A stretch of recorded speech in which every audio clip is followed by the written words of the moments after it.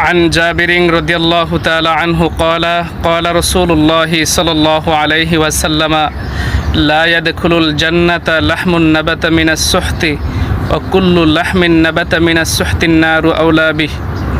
হযরত জাবের রাদিয়াল্লাহু তাআলা আনহু থেকে বর্ণিত, তিনি বলেন, মহানবী হযরত মুহাম্মদ সাল্লাল্লাহু আলাইহি ওয়াসাল্লাম ইরশাদ করেছেন, ওই ব্যক্তির শরীর জান্নাতে প্রবেশ করবে না যে ব্যক্তির শরীর হারাম বস্তু দ্বারা গঠিত।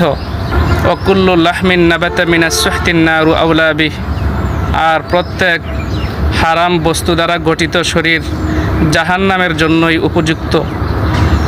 এজন্য যত প্রকার হারাম বস্তু আছে সমস্ত হারাম বস্তু পরিত্যাগ করতে হবে, সকলে হালাল খাদ্য গ্রহণ করতে হবে। অন্যথায় যারা হারাম গ্রহণ করবে সে ব্যক্তির দেহ জাহান্নামের জন্য উপযুক্ত হবে। আল্লাহ পাক রব্বুল আলামিন আমাদের সকলকে হালাল খাদ্য গ্রহণ করার তৌফিক দান করুন, আমিন।